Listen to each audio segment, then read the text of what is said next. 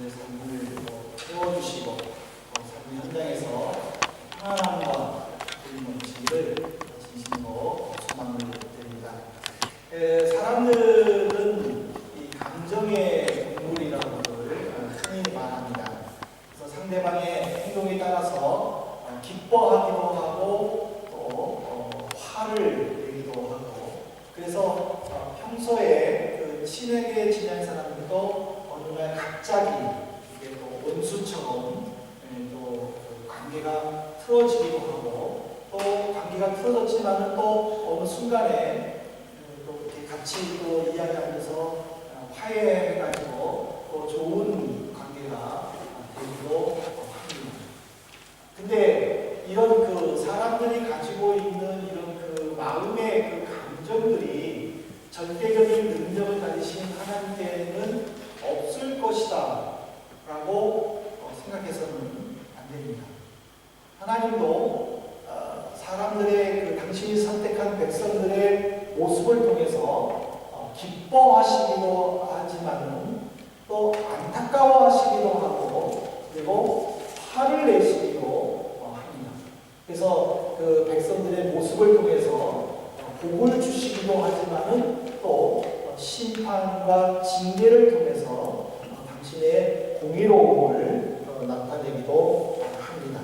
이렇게 하나님께서 당신이 택한 백성들에게 특별히 레위기 11장 44절부터 45절에 보면은 내가 거룩하니 너희도 거룩하라고 요구하시는 것은 당신의 어떤 마음의 표현을 나타내는 것이기도 하지만, 그러나 사람들의 감정에 따라 휘둘려서 이렇게 왔다 갔다 하지 말고 중심을 잡고 말씀을 통하여 다른 삶을 살도록 가르치기 위한 것임을 우리는 깨닫게 됩니다. 그러므로 우리는 예배를 통해서 또는 어떤 그 말씀을 들을 기회를 통해서 하나님의 말씀을 귀담아 들을 뿐만 아니라 하나님이 내게 무슨 말씀을 주시는가를 곰곰이 생각하면서 정말 우리의 모습을 통해서 하나님이 복을 주고 싶어 하는 그런 마음을 가지도록 우리는 만들어야 합니다. 그것을 잘 보여준 사람이 바로 다윗입니다. 오늘 이 역대상 16장은 한 번의 우여곡절 끝에 다윗이 이제 드디어 자기가 만들어 놓은 성막에 이제 법궤를 모셔놓습니다. 그리고 그 법궤를 지킬 사람들을 레위 지파 중에서 특별히 아삽 후손들에게 이제 뽑아놓고 또 그들로 하여금 지키게 하고, 그리고 또 제사, 즉 예배를 드리기 위해서 모든 것들을 다 준비해주고 또 그들로 하여금 예배에 집중하도록 요구를 합니다. 이렇게 다윗의 그런 그 삶, 이 역대상 16장에 기록된 이 삶을 통해서 정말 우리가 한번 어떻게 하면 하나님이 나를 보고 인정하실 수 있을까? 내 삶을 어떻게 하면 하나님이 기뻐하실까를 한번 살펴보기를 원합니다. 다윗은 하나님 앞에서 중요한 삶을 살았는데 첫 번째가 예배의 삶을 살았습니다.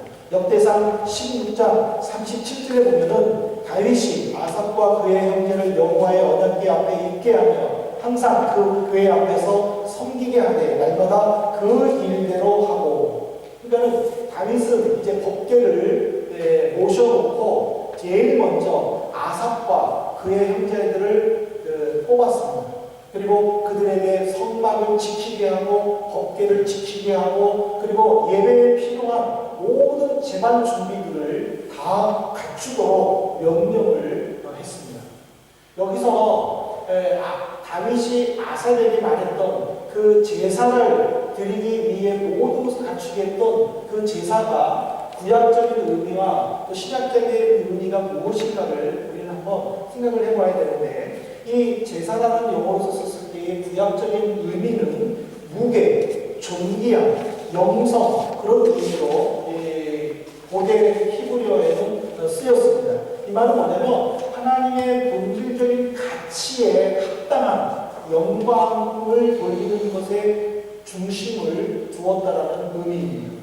근데 이것이 이제 신약으로 넘어와서 헬라어에서는 영성 또는 섬김, 봉사, 또 무릎 꿇다라는 의미로 이게 사용이 되었습니다. 다시 말하면 겸손하게 하나님을 섬기는 일에 대하여 예배라는 표현을 썼다는 사실입니다. 그래서 이 구약과 신약의 뜻을 합해가지고 오늘날 많은 사람들은 예배에 대해서 이렇게 정의를 내리는데, 예배는 하나님의 영광을 나타내고 그분을 섬기며 그분을 위하여 봉사하는 성도들의 행위이다. 그러니까 우리가 예배를 드린다 했었을 때에 가장 중요한 것은 하나님의 존엄한 가치를 우리가 인정을 해야 되고, 그리고 하나님의 존엄한 가치에 맞는 우리의 섬김과 그분 앞에 무릎 꿇는 우리의 행위가 뒤따라야 예배라고 비로소 정의를 내릴 수가 있다는 사실입니다. 그러므로 우리가 예배를 드린다 했었을 때에는 크게 두 가지 의미가 있는데요. 첫 번째로는 이 예배에는 체험적인 의미가 있어야 됩니다. 예배는 어떤 형식이나 의식만을 나타내는 시간이 아닙니다. 그냥 주어진 형식에 물을 흘러서 이렇게 드리는 것, 이거는 예배가 아니라는 것입니다.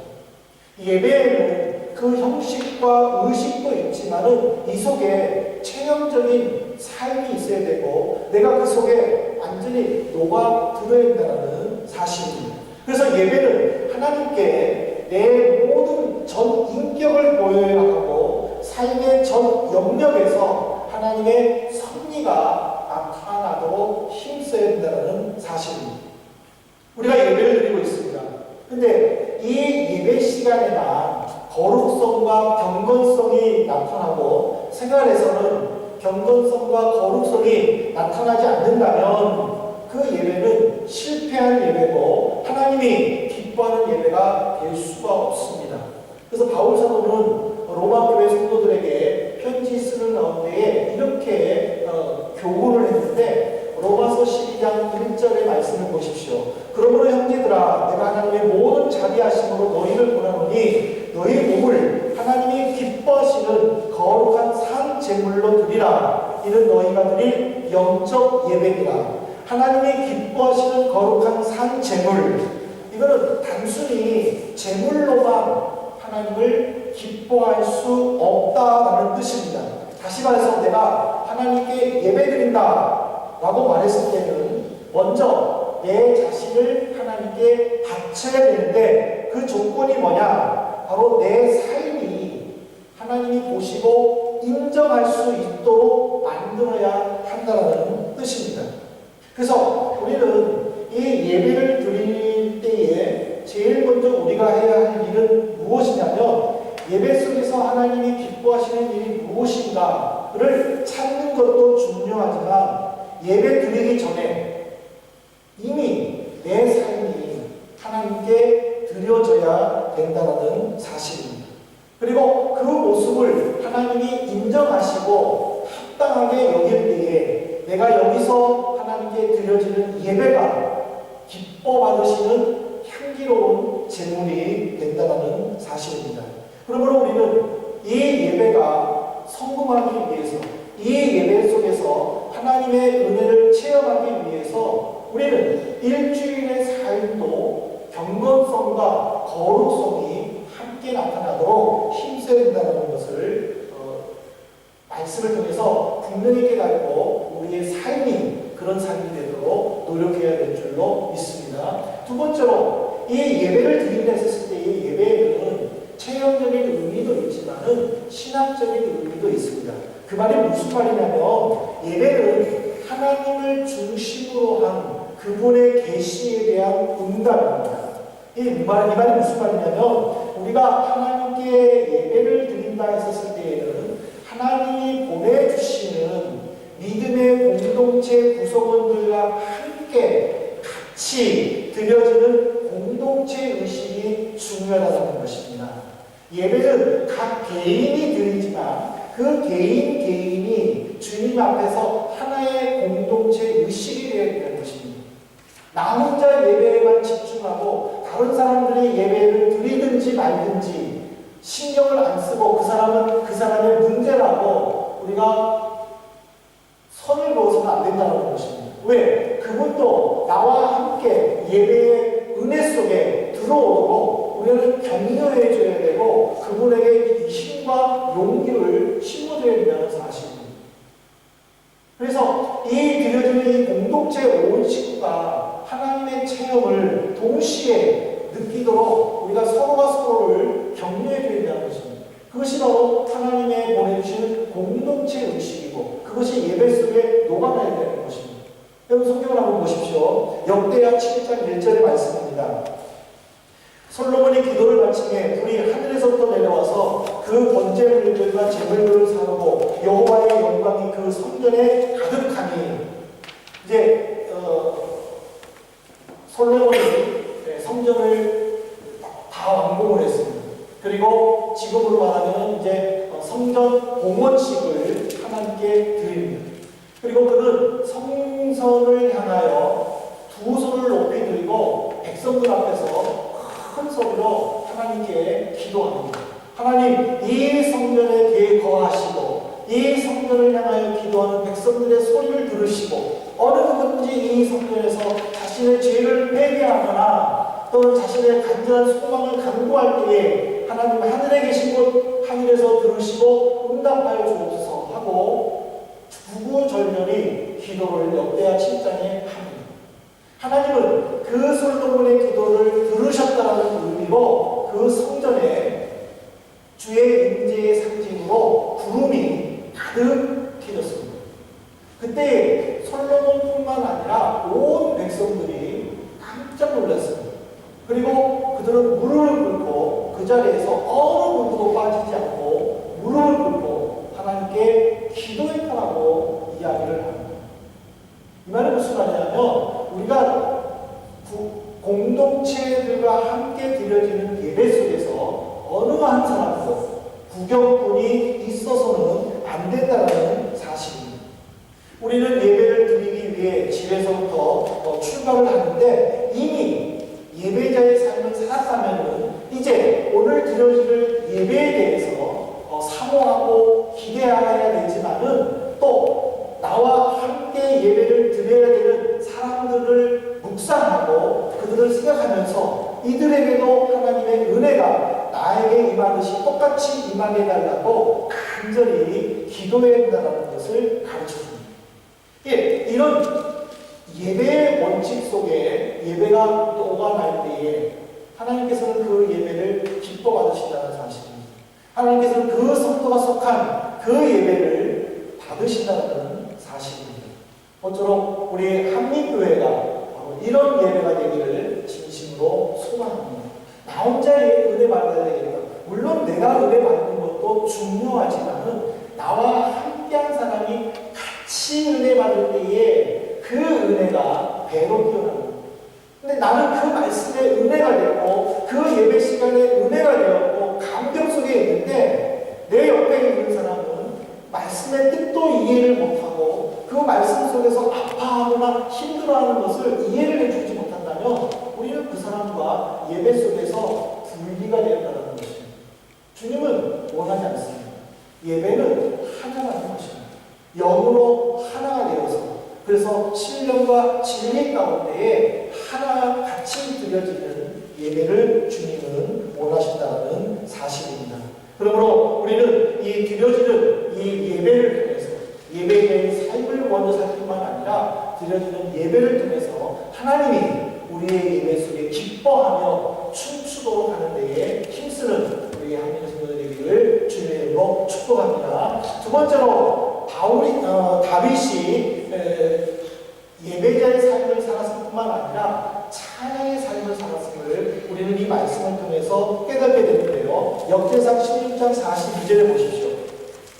또 그들과 함께 해만과 여두들을 세워 나팔과 재금들과 하나님을 찬송하는 악기로 소리를 크게 내게 하였고 또 여두들의 아들에게 문을 지키게 하였더라. 예배가 뭡니까? 예배라는 것은 하나님의 임재 앞에서 감사와 찬양을 드리고 그분의 말씀을 경청하면서 통해서 들은 말씀을 기초로 회개와 고백의 기도를 드리는 행위를 말합니다. 만약 하나님 앞에서 감격의 찬양의 제사를 드리지 않고 사람들에게 보이기 위한 찬양을 드린다면 그 찬양은 하나님을 위한 찬양이 아닐 것입니다. 또 선포되어진 말씀을 불편하게 생각한다면 하나님 앞에서 진지하게 말씀을 듣는 것이 아니라 사람을 향한 불편한 감정을 가지고 말씀을 듣는 것이 될 것입니다. 자기가 지은 죄를 고백하는 것을 부끄러워하고 사람들에게 비춰지는 자신의 모습만 생각하면서 점잖은 기도만 드린다면 그 기도는 하나님께 드리는 것이 아니라 사람에게 드리는 것이고 자기를 나타내는 문화적 행사가 될 것입니다. 그것이 예배인가? 이것이 하나의 행사인가? 어떤 프로그램인가를 볼 때에 내가 얼마만큼 거기에 진실하게 담겨져 있느냐가 중요할 것입니다. 우리는 선포되어진 말씀 앞에 우리는 나 자신을 맞춰야 될 줄로 믿습니다. 그리고 그 말씀을 통해서 내가 변화되기 위해, 내가 거듭나기 위해 우리는 몸부림쳐야 될 줄로 믿습니다. 우리가 찬양을 드릴 때에 하나님 앞에서 진실한 마음으로 그 찬양의 감격 속에 나를 드리는 헌신의 모습이 있어야 될 것입니다. 다윗을 한번 보십시오. 다윗은 왕이 되었을 때만 찬양을 드리는 건 아닙니다. 그가 왕이 되었을 때 찬양을 할 수 있었던 원인은 어렸을 때 그가 양을 치는 목동의 삶 속에서도 하나님께 하프를 키면서 찬양했기 때문에 가능했다는 사실입니다. 그렇기 때문에 그는 왕이 되었을 때도 제일 먼저 법궤를 옮기려고 했었고, 법궤가 왔었을 때에 그는 성가대를 만들었고, 그는 지금으로 말하면 오케스트라를 만들었어요. 그는 어마어마한 오케스트라와 그 당시에 엄청난 인원을 동원한 합창단의 성가대를 만들어서 운영했다는 것은 그가 하나님께 예배를 드리기 위해 얼마만큼 열정을 쏟아부었는가를 우리에게 가르쳐주고 있다는 사실입니다. 근데 반면 우리는 어떻습니까? 성도님들에게 한번 질문을 드려보겠습니다. 성도님들이 즐겨 듣는 음악의 종류가 무엇입니까? 요즘에 스마트폰에다가 음악을 저장을 많이 하지 않습니까? 여러분들이 가지고 있는 스마트폰에 있는 음악이 어떤 겁니까? 가요나 팝입니까? 아니면 찬양 음악입니까? 우리가 예배 시간에만 와서 리베폴 찬양단과 함께 이 짧은 시간에 드려지는 이 찬양으로 나는 찬양을 많이 드렸다 라고 만족해서는 안 될 것입니다. 우리의 모습을 보고 하나님이 기뻐하시면서 춤을 추도록 하시기 만들기 위해서는 우리는 일주일의 삶이 예배자의 삶이 될 뿐만 아니라 하나님께 감사하는 감사의 찬양이 삶이 될 줄로 믿습니다. 우리 그렇게 해요. 자동차를 틀었을 때에도 제일 먼저 나오는 음악이 찬양의 음악이 되는 쓸데없이 어디에 경찰이 지금 나가가지고 켜고 있으니까 조심하라는 그런 교통방송 들어서는 안 될 것입니다. 오히려 우리의 일상생활이 날마다 찬양과 가까워지는, 그래서 그 찬양을 통해서 하나님이 내게 주시는 은혜를 체험하는 그 삶, 그럴 때 그 일주일의 삶 속에서 주일을 하나님이 어떻게 나에게 은혜를 주실까 기대가 되지 않겠습니까? 다윗은 그런 헌신과 그런 몸부림 속에서 하나님이 기뻐하시는 삶, 하나님이 인정하는 삶을 살았기 때문에 하나님은 그의 삶을 통해서 큰 복을 주신 줄로 믿습니다. 시편 22편 3절에 보십시오. 이스라엘의 찬송 중에 거하시는 주여, 주는 거룩하시니이다. 다윗은 지금 하나님의 성품에 대해서 어떻게 이야기를 했냐면은 찬송 중에 거하시는 거룩한 주라고 했습니다. 하나님은 찬송을 부르는 자들과 함께 하십니다. 그의 심령에 거하십니다. 그들의 소리에 귀를 기울이십니다. 그들과 함께 하십니다. 그들을 위로해 주시고요, 인도해 주시고요, 풍성하게 채워주십니다. 지금 우리 성도님들 중에 마음에 무거운 짐을 가지고 계십니까? 고통스럽습니까?